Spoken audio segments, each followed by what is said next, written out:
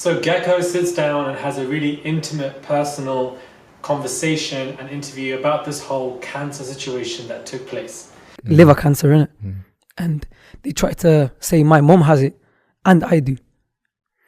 But what happened with me is I had ALT test, like a liver test.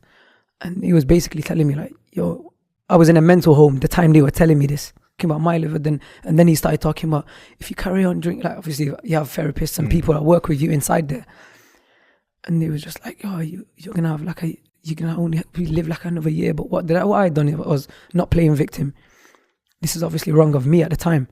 Hey guys, it's Murad Murali. Hopefully you guys are doing well today. Click that button, subscribe for daily consistent content. I would massively appreciate it, and definitely hit me up on my Instagram. The details are all below. Now, we all know about Geko, not only as a rapper, but about somebody who allegedly obviously lied about him having cancer, and how everybody was shaken at first once he revealed so, and then obviously finding out later on that he actually lied about it and everybody was upset. He got a lot of heavy backlash, and it was a massive damage to his career as well, and a lot of people just began to fade him out, were just annoyed about him, or saw him as the one who lied about cancer.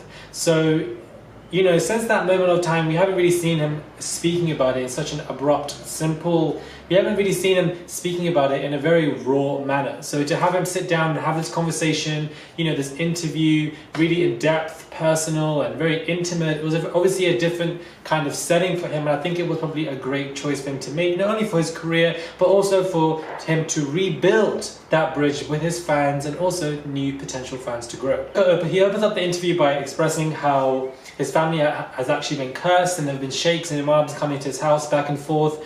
Religious, a lot of people are not Muslim. A lot of people don't believe in spirits and stuff like that. But things have happened in my family, and obviously they can go listen to my daily doppy where I say my family's been cursed. We had sheikhs up in my crib. That's a story I can't tell you. Let's go back to all my biz, because if you know what a sheikh is, you know what a sheikh is, of course, someone like an imam in the mosque or someone. I wasn't allowed to live with my mum, like no one, because we got cursed from back home in Africa and stuff. But stuff happened, and they had certain saying it's going to be crazy, but I know what I'm talking about, and people at home that know what I'm talking about. You know, he is from Libya, his mother is Algerian, so they are North African Arabs, and he does express how this has been going on for quite a while in the family, and you can't really talk about it and the black magic that goes on about it, because it really was an intense, heinous time for him, or perhaps it's just uncomfortable to discuss, and it is what it is. That's how he begins the situation, and he talks about how his time in the mental health hospitals, and how he was in a high-risk room, and how he was overdosing on his medications. Literally, the room didn't have a toilet, it didn't have a mirror, it didn't have nothing, bro. Like, I'm in this worse than a prison cell, just wishing I could go prison. Then he was giving meds at the time he had to take them, and then he was slurring a lot, and he wasn't able to speak, and this actually is a situation that I've seen myself. I was actually working in hospitals in Sri Lanka. What I used to see with patients is that when I used to work with them hands-on, is doctors used to overdose them or give them a lot of medication. And what would occur is that pupils will be dilated, and they will be salivating a lot, and they will just be sitting there as if they've become zombified. And I assume something similar is what probably happened with Geko as well. It's a high-risk room, so I had like nothing in the room, and it was just, I was just there thinking, I can't live like that. It was mad. But my head was, I was on so many different kind of, even like telling other people that was there for a long time. Like the youngest person in there was like 36 years old. Serious? The rest were all older people, and like it was crazy. But at the time, if this is what he's talking about, and how he was placed in high risk rooms at the age of 19,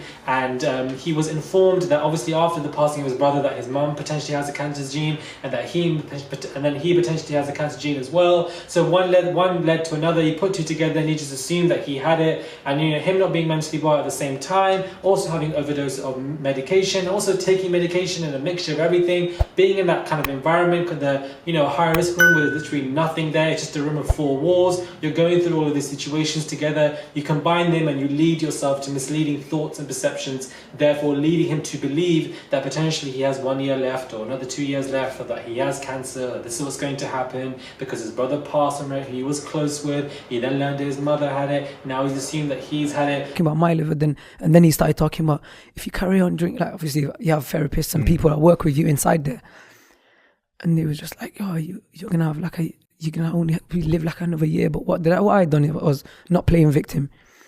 This is obviously wrong of me at the time.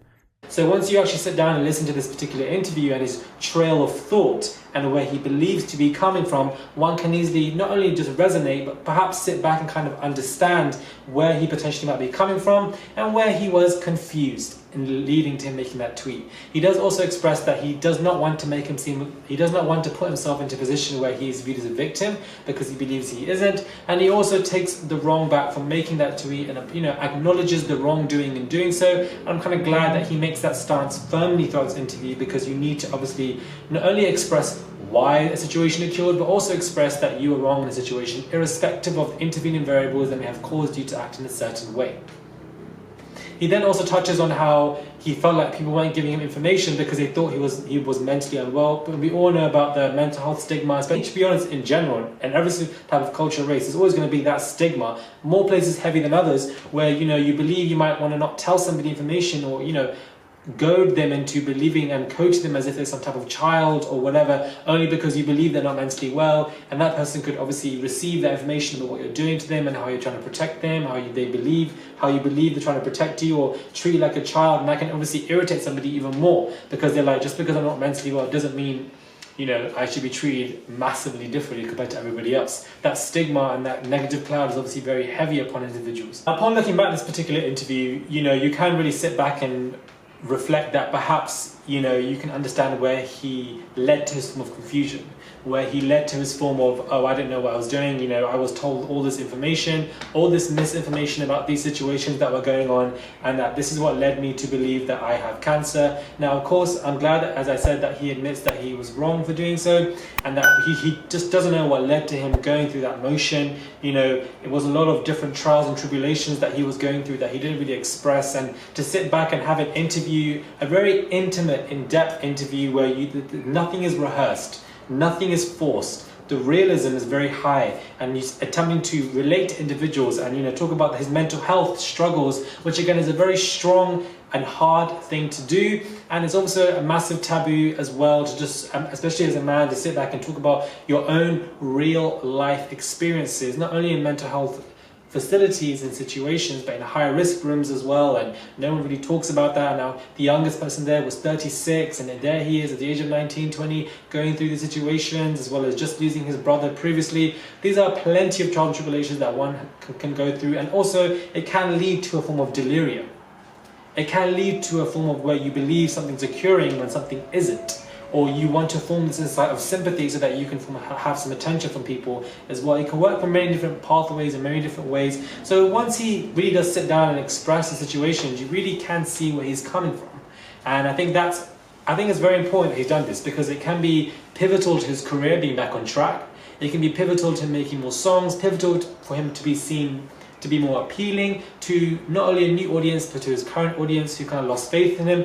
And as well, there's nothing wrong, and I always support any man or any woman talking about their own mental health struggles and what they're going through as individuals, because obviously we can't see what someone's going through, therefore it's more easier to assume.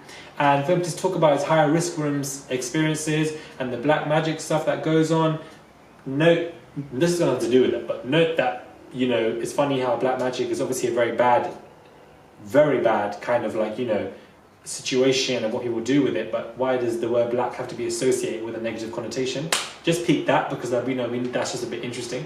But anyways, as we get into the situation, we can really see where he was talking about. I'm kind of glad that he did it. It was a very well-rounded interview, very clearly expressed, and I feel like he really touched on many different pathways in his life that I feel like are easily understandable for us individuals. And, you know, he is getting a lot of positive feedback for this interview, and a lot of people are now beginning to understand, you know, that he was going through a very intense time, and these situations probably could help to not really excuse him, but explain why he did what he did. And I'm just very glad that he actually apologized for the situation as well, because I feel like that's key to do that. Thank you guys for watching this little, you know, well-rounded. I thought I'd do like a very mini review of this particular interview that he was doing, because I feel like it's important to do so. And do let me know if you guys agree with the interview. Do you feel like it was a good move to make, or do you disagree with what he's saying, or do you feel like there's still potholes to his interview and to his narrative and story? And do you guys still not believe him? Or do you guys completely now have this sympathy for him or resonate with him? I would be very keen to hear your comments down below if you guys watched that particular interview on his IGTV, on his Instagram profile. Do subscribe to my channel. Click that button, please. Subscribe. Massively appreciate it. And definitely follow me on my Instagram, Murad_Morali. And I will catch you guys soon.